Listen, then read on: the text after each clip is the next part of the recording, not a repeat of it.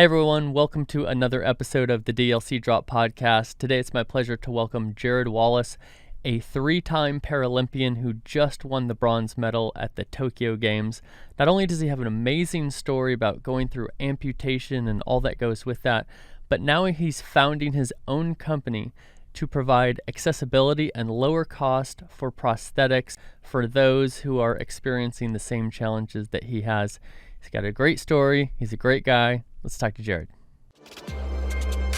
Drop in the untold stories of industry leaders, influencers, and insights on future innovation. I'm John Davidson, and this is the DLC Drop Podcast. Jarryd, thank you so much for joining me today on the DLC Drop Podcast. This has been a highly anticipated episode for me to record ever since my good friend Jason Hines, who has been on this podcast, and I asked him, Jason, who are some people who I need to interview? And, the first name out of his mouth was Jarryd Wallace. This dude's amazing. He's accomplished amazing things, and he's got such an amazing goal that's going to impact a lot of people. So why don't you share who you are and what you're doing, and let's walk through this career journey of yours. Sounds great, John. No, I'm super stoked to be here, and Jason spoke very highly of you as well. So I'm just really glad that we could take some time out to connect and hopefully learn and grow together today in our time. So I'm really grateful for this opportunity. Like you said, my name is Jarryd Wallace, a three-time Paralympian, Tokyo 2020 bronze medalist, and I have a pretty crazy story because I am a single below knee amputee, but I lived the first 20 years of my life without a disability. So I have a unique perspective in the world of adaptive sports and world of disability because I was brought into it through a traumatic accident, if you will. I was a highly Division I recruited athlete in high school. I was a two-time state champion my junior year, but I had been dealing with this nagging injury through most of my high school career.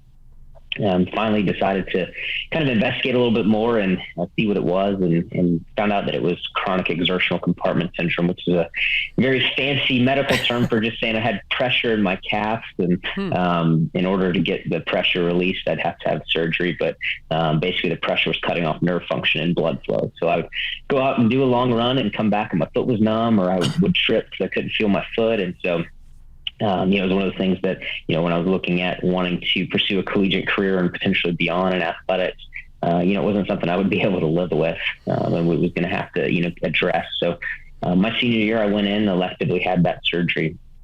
Unfortunately, had complications in that surgery that led to me losing 60% of the muscle from my knee down. I had 10 reconstructive surgeries over a 2.5-year period.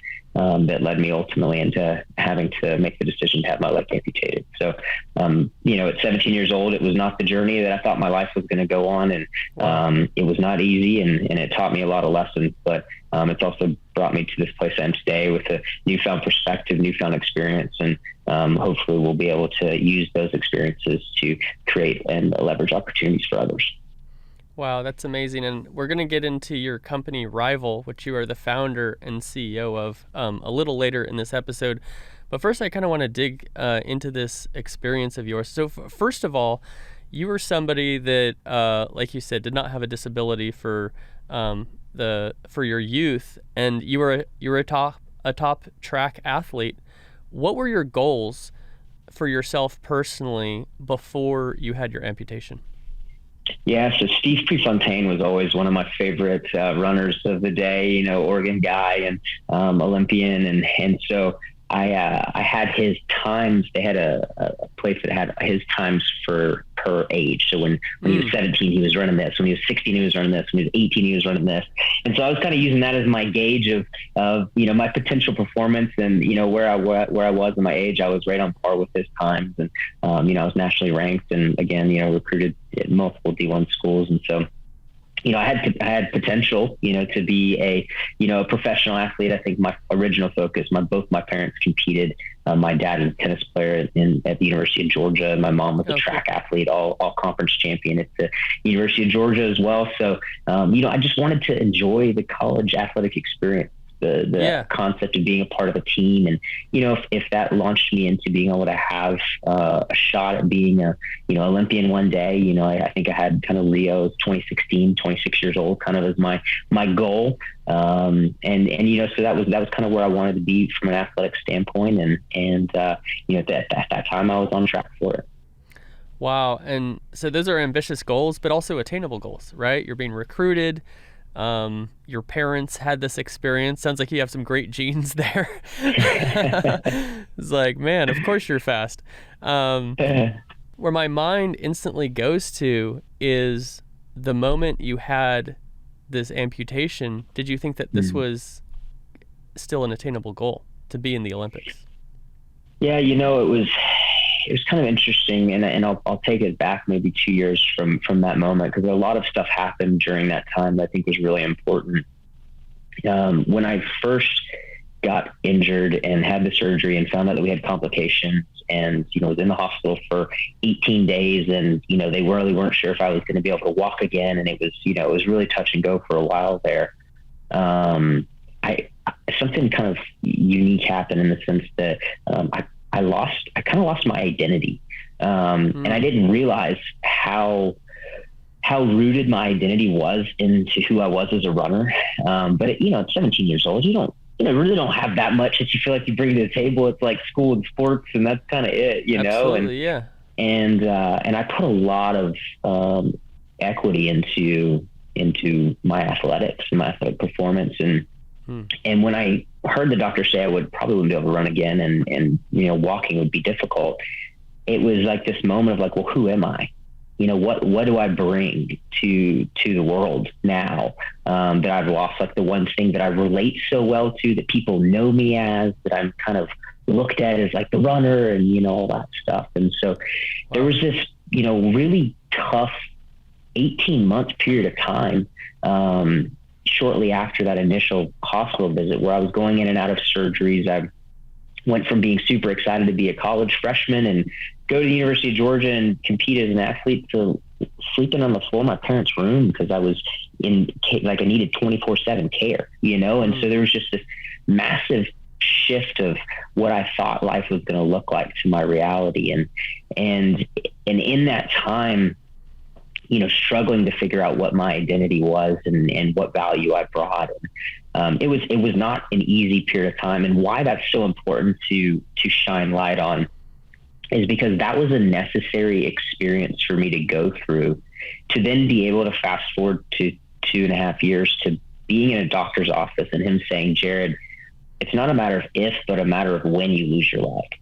Like, yikes. You need to have your leg amputated. And in that moment, he asked me, he said, let's stop letting your leg kind of dictate how you make decisions. Take it off the table for a second. What, if you could dream, what would you want your life to look like? And I was like, well, I'd love to be pain-free. I'd love to be able to run again. I'd love to live a normal life. Lord willing, one day I have a kid. I'd love to be able to play with him in the yard. Mm-hmm. And he was like, man, like, that's really cool, but like probably not realistic unless you have your leg amputated. Wow. And in that moment, he did something so powerful. And he basically stopped me from letting my present circumstances, the fact that I had a deformed limb, dictate my future hopes and dreams. Rather, he got me to dream of what a life could look like beyond my limb. Mm. And so amputation was hope, which is this mind-boggling concept, right? And you have to understand the loss of identity. You have to understand the 18 months of anger and frustration and why me, and trying to figure out what life looks like, to get to that moment where you can view amputation as a second chance, where you could view literally at 19 years old, deciding to have my leg amputated because it was going to allow me to live a quote unquote normal life. And so it was I'm so grateful that I had that 2.5 years of just really hard, a lot of surgeries, emotional, physical, just mental grueling, because it took me to a place where I saw amputation as an opportunity for hope. And that's what allowed me to recover so quick and go after crazy dreams and begin dreaming again. Wow, that's amazing. It sounds like you had an incredible doctor. very fortunate to have that person in your life. Boy, when you shared that statement with me, we need to amputate your leg, I'm thinking, what goes through a 19-year-old's mind when they're hearing that come out of a doctor's mouth? Yeah, I think initially it was like this sobering, like, wait a second, what? But then as he began to explain the technology and the capabilities of, prosthetics, and the fact that I was addicted to pain medication and in pain 24/7, and that having an amputation would allow me to get off medication and be completely out of pain was worth it in and of itself. Right. Yeah. And so it was, I can't explain why it was easy to hear. And I can't explain why it was almost the easiest decision that I made. I had this just unwavering peace that it was the decision that I was supposed to make. And it was the direction the Lord had for my life. You can't control everything. And I think I learned that early on in this process. Because again, this was not the plan that I had for my life, but clearly it's what was supposed to happen. And so it was one of those things where it was initially hard to hear, but then it was like, you know what? Like, if we're going to make this decision, and if this is what's going to allow me to get back to being pain-free and living a normal life, then let's go. Let's do this thing. Yeah, so you explained how running was your identity. And I think a lot of people who are young, especially people who excel in a sport, can relate to that. I can relate to that through my skateboarding. I was a sponsored skateboarder from age 14. I feel very fortunate that I'm still able to skate in a way that I enjoy today. But yeah, skateboarding was absolutely my identity. I can totally put myself in that place of running being your identity. So when this doctor helped you shift your mindset, what did your identity become after that? Yeah, I think that I realized that even in that season that I am more than a runner, right? And that I bring more to the table than just that.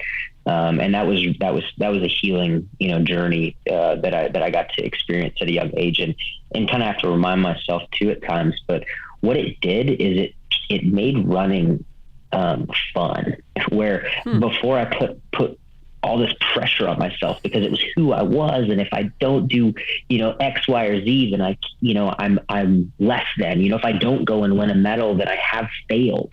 What it did is it allowed me to just enjoy running, and running became a gift. And I literally, every single time I get to put the running blade on, I have this immense amount of joy, and it doesn't matter. Like, for me, yes, I've had crazy goals on the track, and yes, I've done some pretty awesome things on the Paralympic stage, but whether I'm breaking records, winning gold medals, or just out at the local track getting a training session, everything feels the same. I'm doing what I love, and I'm getting this gift that I never thought I was going to have again, and I got it back, and I'm getting to use that platform to motivate, encourage, inspire others, and hopefully pay it forward. That's awesome. I can relate to that as well with my skateboarding once again. Is a lot of times we don't realize what we have until we don't have it anymore, right? And I'm 38 years old, and so when I go out and skate, fortunately I can still do tricks that I enjoy, so I feel like I'm either, if I'm not progressing, at least I'm maintaining. But when I'm out there on my board, it's different than it was years ago. It's just, I want to say, it's absorbing everything. It's feeling how it feels to ride my board, to roll away from a trick, approaching an obstacle and having a smile on my face because I know I'm going to land this trick before I even tried it, sort of a thing. I feel fortunate that I've lost some things as well. And so what I've learned through those things, I haven't lost limbs, but I've lost jobs, I've lost experiences, I've lost opportunities. And somebody really opened my eyes to seasons of life. And they explained, every season has pros and cons, right? And so very oftentimes when we're in a different season of life, we look back and we said, oh, I didn't realize what I had, right? And so if you can identify what are the seasons, what are the benefits to the current season of life to maximize those? And sure, there's cons, there's downsides. How can you minimize those? But how can you maximize those positives to set yourself up for the next season, but also when you're in that next season to look back and sit and not say, oh, I missed out on that opportunity, I wish I had done more, but to say, wow, I enjoyed the heck out of that and I'm excited to be here. It sounds like it was a gift that you were able to attain this perspective very young in life, because I think this is something that a lot of older people, they're in their 70s and their 80s, and there's, you better enjoy it, or you better appreciate these things that you won't have forever. It sounds like losing your leg gave you the ability to really appreciate the things while you do still have them. Yeah, I think you're absolutely right. And loss brings this just beautiful perspective, and no one enjoys the loss while it's happening, but every single person walks out of a loss or a tragedy or a moment of adversity, learning something, and growing from it. And I think that's one of the most beautiful things about, I guess I consider my story one of the greatest gifts I've been given, and my adversity, if you will, or my loss is very visible. And so when people see me walking around with shorts on and they see my leg, I almost have this unique ability to relate to almost every single person. And within 3 to 5 minutes, someone's sharing some, crazy intimate thing with me. And it's just like, wow, like it's a beautiful thing that I really feel blessed to have. But it is, a lot of the fact of why I can have that perspective about running is simply because I loved it dearly. I lost it without any warning, and then graciously given it back through a new lens and a new perspective. And we're not always fully given back the things that were lost. Maybe it manifests itself in something different. But if we're willing to see those new opportunities as opportunities for joy and to experience new growth, then I think it's amazing the things that we can truly learn from it. I love that. There's a lot of opportunity for redemption with that sort of perspective. So you talked about putting the blade on, and this is what I want to dig into, which is involves your company rival, is when you first put that blade on, and there's many people who put blades or a prosthetic of some sort on, there's some issues, right? I think it sounds like the market does not allow for a lot of accessibility, and the designs can be improved. This is something that you were sharing with me on our private conversation before this episode. Explain for the audience what the current problem is that led you to found your own company to provide a solution. Totally. So, in the industry right now, when you have an amputation, obviously the first thing you need to do is get a leg that's going to allow you to just do normal activities. And we would call it in the industry your everyday leg. So the leg that you would put on where most of the time that would allow you to get from, point A to point B.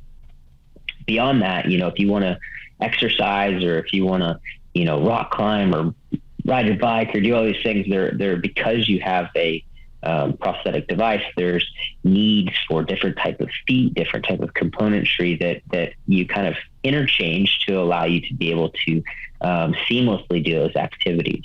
Unfortunately, because those activities aren't necessarily required to live normally, very rarely are they covered by insurance.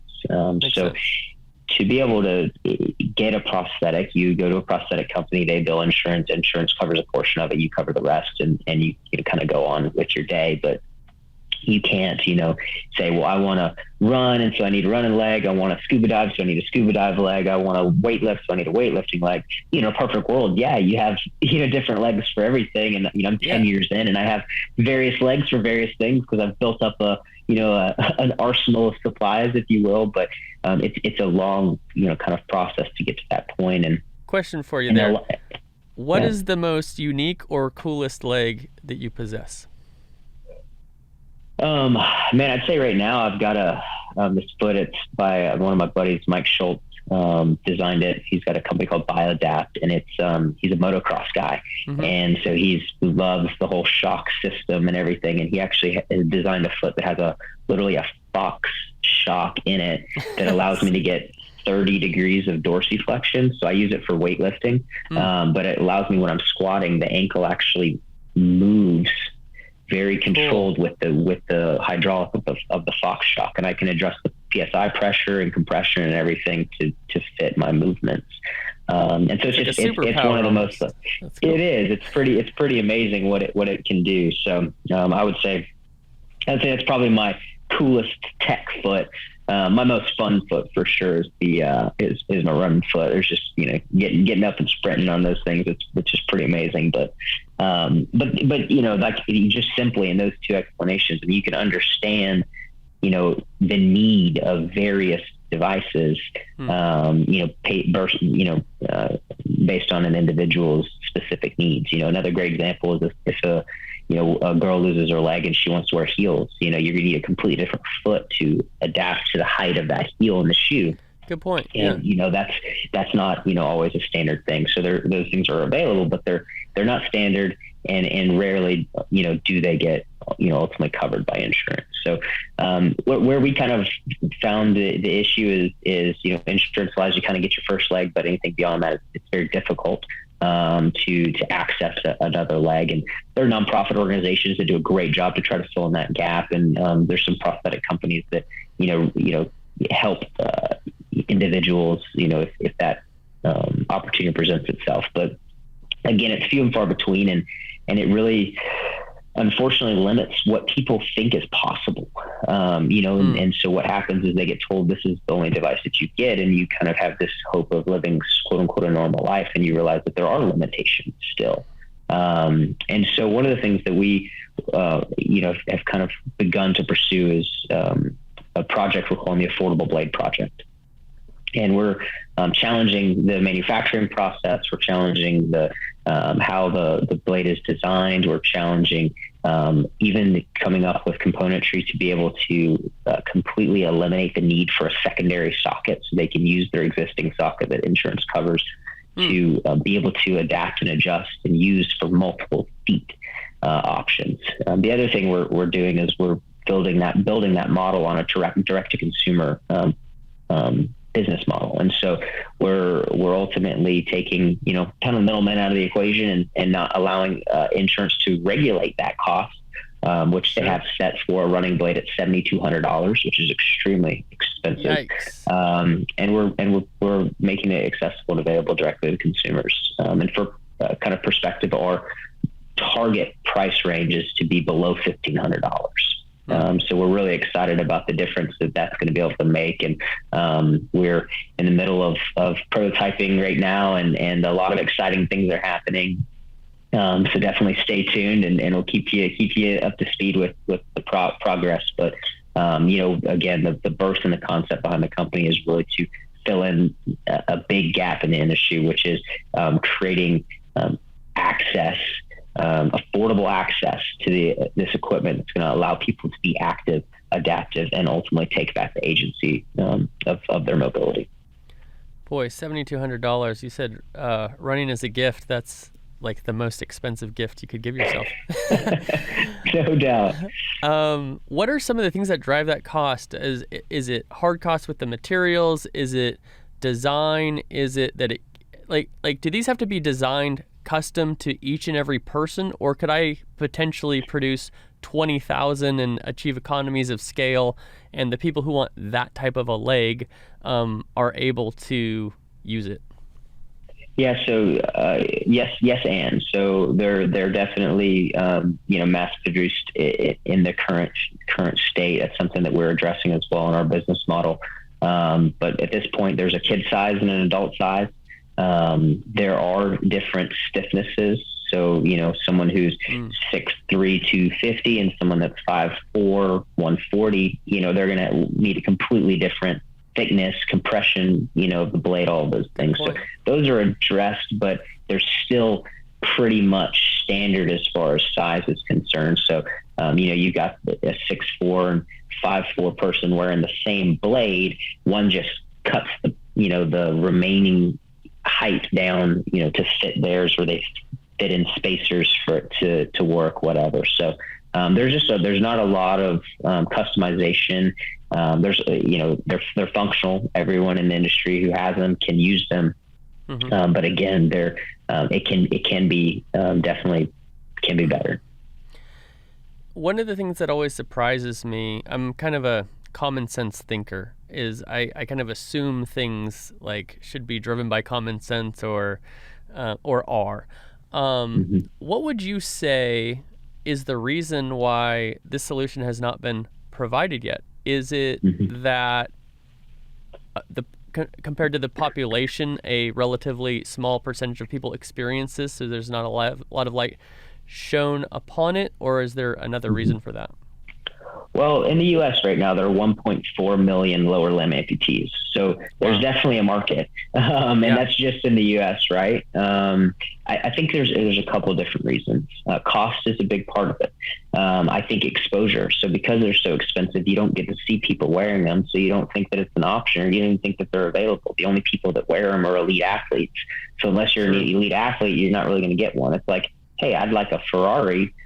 I only get to see people that are billionaires or race car drivers, right? Like serious. So it's one of those things where it's like, driving a Formula One vehicle would be really fun, but it's not practical. Sure. And so that's kind of, in the industry right now, the running blades are basically like made as Formula One vehicles. They're very high end. What we're challenging is, well, why don't we build a Corolla? Right. And create an opportunity for the industry to have something that we can learn from the technology of Formula One. We can learn from the technology of the elite blades, but we can implement it and create something that's more accessible, more affordable, and begin creating and changing the narrative of, everyone can and should have one of these devices so that they can be active, so they can stay healthy, so they can play with their kids, they can do the things that they want to do. I think that at the other side of the things is that why maybe it's not happening is it's counter cultural to the industry. The industry has been such for the past 100 years. You go to a prosthetist, they bill insurance. There's a manufacturing company that sells to a prosthetist. Insurance regulates the cost. This is the system. This is what we do. This is how we've done it. Why are we going to change it? And I'm of the mind and concept of why would we not educate the population and say, hey, if you want to make an adjustment on your leg, it's really not that difficult. Mm-hmm. Here's the 5 things that you need to do to be able to do that. So if something in your device breaks, you don't have to sit at home not wearing your leg for 4 days until you can get into your prosthetist office for them to fix it. And there's nothing even out there like that. So we're starting with a very sexy product, right? A running blade. And we're going very countercultural in the industry, which is very reliant upon the prosthetic companies and reliant upon, insurance and manufacturers to develop. And we're saying, hey, we're developing this specifically for you. We want to help you completely be able to use this whenever you want.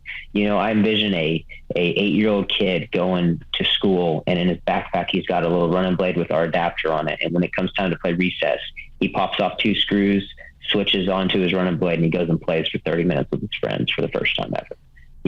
That's what I envision this being able to be. And there's no reason that can't happen, especially in our digital age, right? I mean, if someone wants to change oil in their car, they've never done it before, YouTube it, and 30 minutes later, you're in your driveway doing it, right? So there's no reason we shouldn't give people the information to, allow them to, again, take control and have agency over the life they want to live. So there's a lot of things that we're doing that are going to be really countercultural and have some pushback. But I think at the end of the day that, our focus is 100% on the consumer. Our focus is 100% on ensuring that people have opportunities to do the things that they want to do. And, at the end of the day, I look back at my story and, I was so blessed. I was so fortunate. When I lost my leg, when I made the decision to have my leg, I had this crazy dream of being a world record holder, of going to the Paralympics. And I told that story early and often. And I had people in the community come around me and say, hey, we want to help you make that happen. What do you need? Hey, prosthetist came along. Hey, what do you need? We can get you a running blade. We're going to make that happen. And so I'm a product of a story of someone who is given the opportunities and the resources. And not everyone has that story. But this company and an affordable blade will be able to kickstart hundreds of thousands of people to begin writing their own story. And it may not be going to break world records. That's totally fine. It may be, hey, I just want to be able to play with my kids. Hey, I just want to go back to doing 5Ks on the weekends because that's what I love. And that's what we're about. And that's why we started. What a blessing to be in a role where you can make such a significant impact that really directly impacts people's lives. I love the analogy of the Corolla. Corolla is made by Toyota, and it just so happens, I'm sure that's not a coincidence that you used that analogy, but you are a Team Toyota sponsored athlete. Why don't you share with the audience, what is your role and experience being a sponsored athlete for Toyota? Yeah, Toyota did something really amazing a few years ago. They've been a leader in the automotive industry for a really long time. And Akio Toyoda, the CEO and owner of the company in Japan, came out and said, you know what, we no longer want to be an automotive company. We're going to be a mobility company. And we're going to completely shift what we do around vehicles. And we're going to look at mobility as a whole. And so they're really rewriting the script on what does mobility look like and challenging mobility. Yes, for people with physical impairments, but also just across the board, autonomous vehicles and other things. And so it's been really amazing to be a part of a company who is looking beyond, who is asking questions bigger than, reality in life itself right now. They've also taken a really specific interest in supporting the Paralympic movement as a whole. They actually just announced a couple months ago that every Paralympian that made the team in Tokyo and then the upcoming Beijing Winter Games has the opportunity to be financially supported by them and getting a sponsorship deal, which is quite amazing and something that has been a long time coming. So it's been amazing to be a part of that company, and just really grateful for everything they've done for me and the adaptive movement. I really love the vision of that CEO at Toyota. It reminds me of the Simon Sinek TED Talk, What is Your Why? And that's something that I've always thought a lot about. Sounds like you've thought a lot about your why, and it's so cool that you're impacting so many people. Take me through this process of getting to be sponsored by Toyota. This is something I can relate to a little bit. I've never had a automobile sponsor, but as a skateboarder, I've had shoe sponsors and shop sponsors and apparel sponsors. And so my process was going out with my brother, having him film me, making a video on our home computer with video editing software that was much more complex than iMovie on our phones, which is super easy nowadays, and then mailing VHS tapes to people. And then once I got one sponsor, specifically my shop sponsor, Onshore Board Shop, Visalia, California, shout out, they would reach out to Globe Shoes or Santa Fe Skateboards or Ulti Sports Apparel, sort of a thing. What is the process as a Paralympic athlete to gain a sponsor to support you? Yeah, I mean, it's very similar. I mean, I think with any sponsorship, it kind of ends up being right place, right time, or like you said, shoot a video and it just landed in the right inbox, right? Or get to the right address. Yeah. So for me, I was actually in Japan working with an engineer designing the blades that I run on, and they had a big launch event, and Toyota family from Japan was actually there, part of the event. And wow. I was hosting a clinic and just kind of shaking hands and meeting people, and they just really, I made a good impression.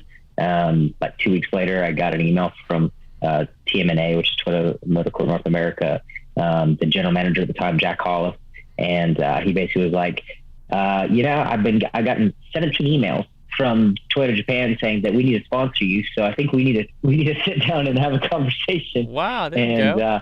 And so it ended up being a little unique. They with a lot of their athletes, they go through a very in-depth process. They're very specific and intentional who represents their brand as they should be. And sure. I kind of had a unique route into being a part of the Team Toyota family. That being said, it's been an amazing experience with them. With obviously you do appearances and social stuff, and you kind of get immersed in the company as a whole, from anywhere from local dealerships all the way to the guys at the top and everywhere in between. So it's definitely been a unique and an amazing experience being a part of such a great company. And then, as you said, it's kind of word of mouth. So, if there's relationships that I'm looking for from that standpoint, Toyota is a, top Olympic sponsor. So having them write a letter of rec or make a connection is always a great way to kind of expand the brand, if you will. For sure. And there's that thing where, nobody wants to be first, or, one sponsor can beget more sponsors. In the skateboarding world, it's the shop sponsor, and then they talk to the local reps and they say, hey, this guy's really good and he's got an impact on the community. If you put your shoes on him, give him a couple pairs a month, you'll probably sell more shoes, and then obviously you work towards getting paid. When you were out there in Japan, when Toyota experienced you and the family experienced you, did you have the goal of being sponsored, or is this something that was just a byproduct and a surprise as you went through this process? Yeah, I think yes, because you're as an athlete, this, you're always looking for sponsorships, but at the same time, I didn't know the pull or the capacity, right?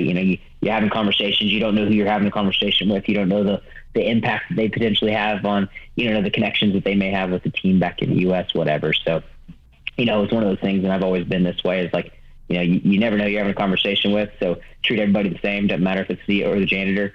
Right. You have a conversation. You care for people. You treat people right, and good things will pay off. And so I did find out that I was talking to a pretty important person there in Toyota. Obviously, we're able to make some pretty big pulls, but it was one of those things that, in the back of my mind, I was like, man, Toyota would be an awesome company to be sponsored by. And then, fast forward a few months and here we are. So it's been amazing, like I said, to be a part of their brand for the past 4 or 5 years, and looking forward to hopefully continue to partner with them all the way through Paris. That's fantastic. In fact, their headquarters, their North American brand headquarters, moved from California to actually right down the street to where we record the podcast, at the corner of Plano and Frisco, Texas. So I drive by it all the time. They have a very innovative headquarters. Way. Yeah, and I used to drive a Camry, and now I have a Lexus, which is in the Toyota family. So I'm a fan of the brand. You can send me a car, I'll accept it. Come on, man. But if not, I'm already set up, is what I'm trying to say. Have you seen the new Tundra TRD Pro, the 2020 that's coming out? I have, and how I've seen it is because I follow you on Instagram, and let's go. Let's let Toyota know that this sponsorship is producing some ROI. So I would not be aware of this truck had it not been for your Instagram post, but because you are such a great brand ambassador, I know all about it. My man. And I'll send you a check in the mail for that soundbite right there. You crushed it. That was great. First try, just like skateboarding. Oh man, it is amazing, dude. I'm so stoked. We were at the dealer meeting a couple weeks ago and got to see it in person, and this thing is so gnarly. That's amazing. So, how do I ask this? When I was, at the top of my sponsorship for skateboarding, I got free shoes. I get 2 pairs a month. And those really add up. I get a pair to skate, and then I get a pair of chillers, and all of a sudden you have more shoes than you know what to do with. I rode for Globe Skateboards for 7 years, and so the person who benefited the most, my mother, didn't have to buy me one thing during my high school career. But so do you get to, are they sending you a car, or are you do you have to be careful about, hey man, I can't jump in your Nissan? I gotta be in Toyota. What's that like? Yeah, it's not that bad. If I have to rent a car on the road, I always ask if they have a Toyota and try to get them one, but they appreciate that. They don't require it, but no, I do. They lease the vehicle as part of my contract. So I've got a nice Tundra in the driveway, and in March we'll be trading it in for one of these new TRD Pros that they just finished making, which I'm stoked about. But yeah, it's obviously a vehicle that will be in for a long time, especially as long as I'm with them. And then, same thing, we're a Toyota family. My wife has a RAV4, not required, but we're all in with the Toyota team, and they've always been really great in helping us get vehicles, especially for her. So why not keep it in the family? Absolutely. The best sponsorships are the ones that feel natural. And, both for them and for you, right? The sponsored athlete and the company. And so when you work with somebody who naturally engages with your product, that enjoys your product, you're going to get a lot more out of the sponsorship as a brand. And as a sponsored athlete, man, what a dream to be able to lean into the things that, you know, you would do or would want to do anyway. The Tundra had always been my dream truck. So when they said you get a vehicle with the contract, it was like the next 2 weeks, all I did was build different iterations of the vehicle. It was like, okay, I think I think I want this one. So yeah, 100%. Man, it's awesome. A dream come true. Well, hey, we've got about 15, 20 minutes here left in this episode. And one thing that I wanted to dig in with you, which I think is so interesting, I think the audience would really get a lot out of this, is the training for a Paralympic athlete. And it's probably different depending on what your amputation is. But when I think about Olympic athletes, I had the opportunity to meet Carl Lewis a few years back at the University of Houston. At least at the time, he was the assistant track coach. I mean, what a way to recruit, right? Hey, our assistant track coach is the greatest Olympian of all time on the track. Yeah. So I find it so interesting just for traditional Olympians, boy, the work you have to put in, the focus on the minor, teeny tiny details of like your arms, how you're leaning, all of these things. But with a Paralympic athlete, you've got another thing to figure out or to have to work with. What is that process and how is it different from a traditional athlete? Yeah, totally. I mean, I think at the end of the day, we all train the same, right? We all need to have good nutrition. We all need to have proper periodizations. We need to be in the weight room. We need to be on the track. We need a balance of strength and speed, you know, obviously depending on, you know, what events you're competing in. But from a sprinting standpoint, you know, there's not a whole lot from just the bare bones of how to become an elite athlete or how to maintain being an elite athlete. That's different. That being said, you know, in the Paralympics, there's amputations of all sorts of levels, above and below knee, different, you know, right, left, double, single, arm amputations. There's visually impaired athletes who need to be tethered with guides in all of their training. There's people who have seen that. Yeah, where they're running with somebody next to them. Is that accurate? They're directly in sync. They have, you know, they're completely blind. They have blindfolds to ensure no one's cheating, and you're tethered completely next to a visually impaired athlete that guides them in the race and or guides them down the long jump runway before they jump into the sand pit. I mean, it's really quite phenomenal. There's athletes obviously that have different levels of spinal cord injuries that are in wheelchairs, and those wheelchairs are modified based on their core function and capabilities. There's people who have cerebral palsy who, you know, have different levels of impairment of cerebral palsy that you know, training becomes a lot more different and difficult from that standpoint because fatigue sets in, creates a very large negative response for CP athletes. And so you have to kind of balance how hard you push each session while still being able to get the quality and the quantity of the workout in. So yeah, there's a whole nother layer of variables that come into play when you bring in, you know, some type of physical impairment. And for me specifically with a prosthetic and as an amputee, there's not necessarily sprinting is sprinting, but it's what role does the prosthetic play in my gait, and knowing that I'm a single amputee, I need to be symmetrical while I'm running. And so, you know, having one sound leg and one prosthetic, do I dial the prosthetic to be faster than my sound side and allow my sound side to kind of work towards it? Do I dial it back a little bit and just, you know that it's going to eventually be able to keep up with it? You know, how do you make those adjustments? Do I set my prosthetic up to be beneficial for just the start, just the finish, just the middle? You know, so there's all these kind of variables that you have to consider. And basically what we've done is we've kind of said, what's the most used area? So when I'm in my, you know, upright running is the most, you know, 60% of the 100 is pretty much upright top speed running, you know, 75, 80% of the 200. And so, you know, we build our setup specifically for that, knowing that, hey, it's not going to be perfect for the start. And as I decelerate, there's going to be some negative adverse effects for the blade. But for the most part, this is going to be the best setup for me. And then it's all about just getting stronger and trusting the blade in this process. Because I'm not getting the same amount of push out of the blocks as I am out of my sound side with the blade. It takes 10 to 12 steps before it starts feeling somewhat normal. So those are the variables that kind of, you just have to take into account.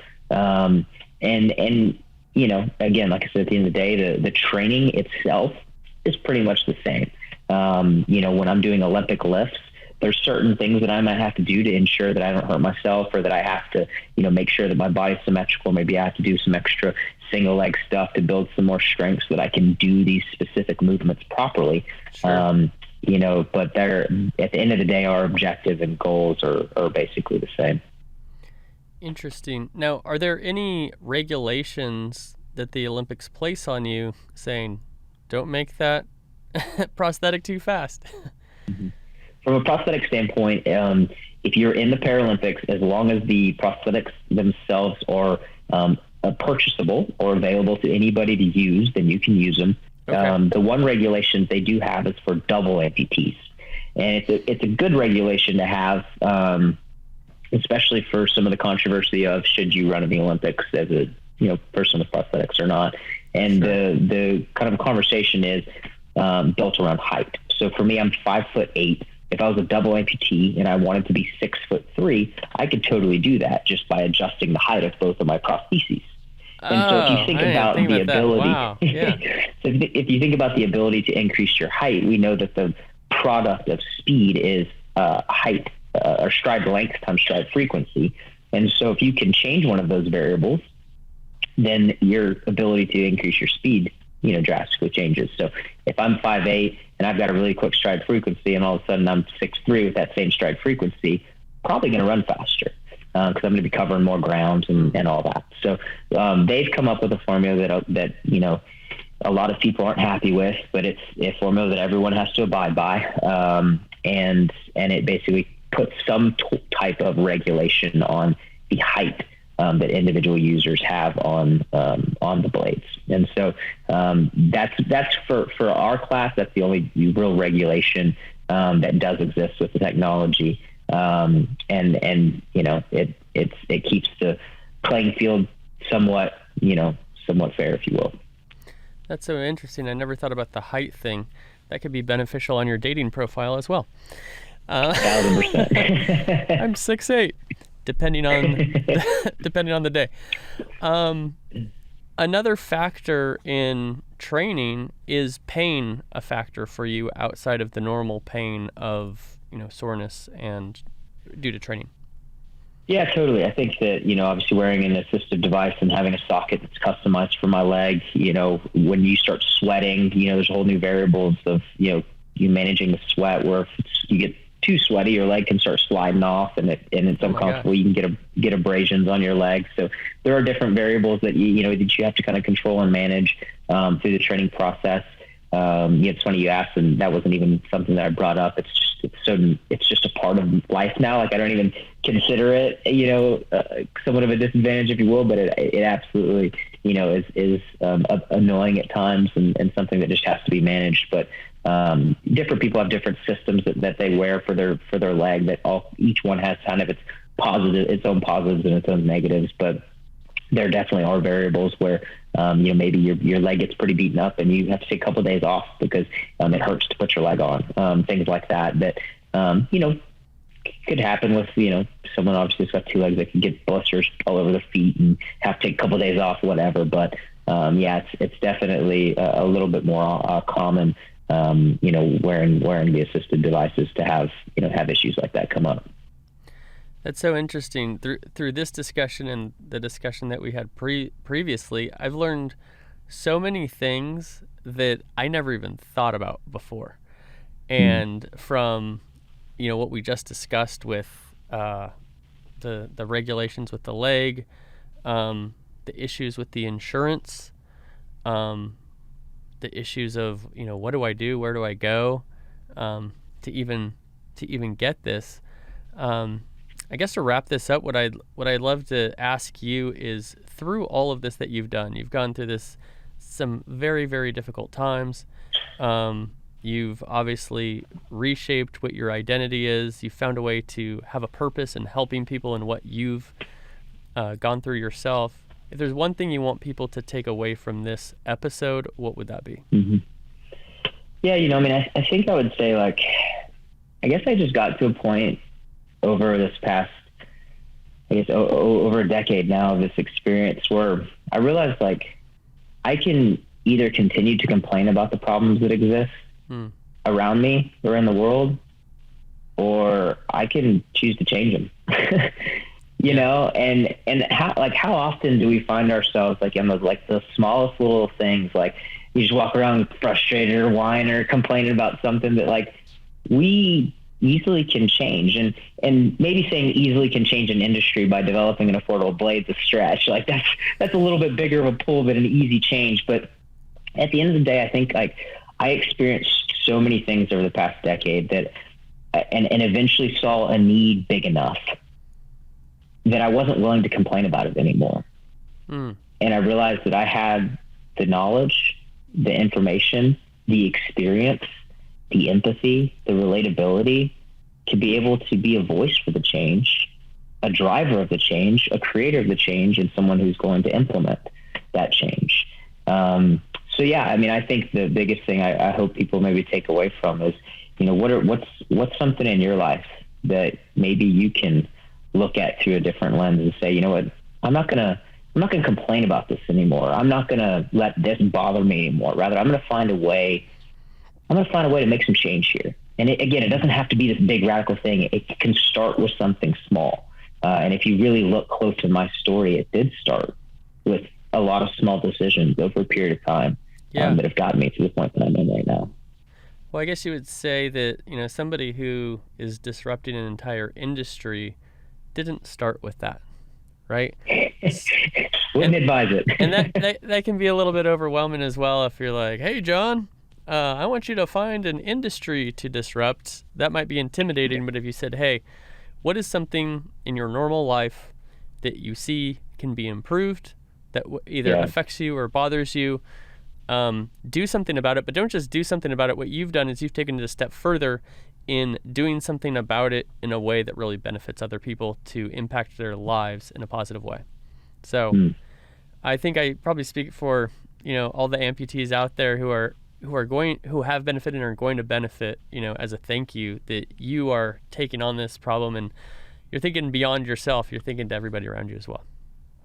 Oh man, I appreciate that. And thank you so much for this conversation and time today. I learned a ton from you, had a blast, and hopefully we'll be able to continue to help change the lives of amputees around the world.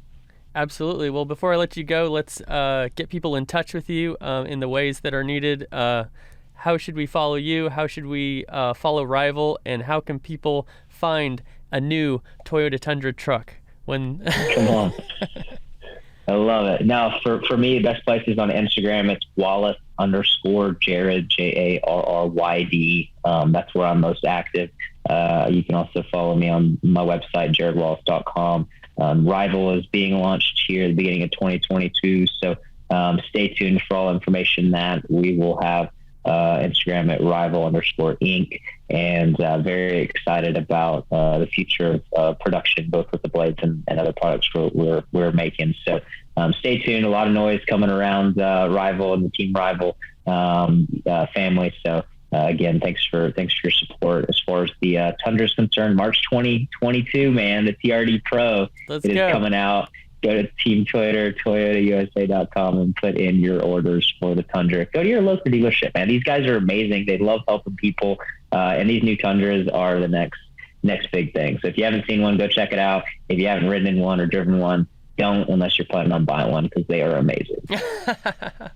Great advice. Well, it's a lot to be excited about. Thank you so much, Jarryd Wallace, for joining us today on the DLC Drop Podcast. Thanks, guys.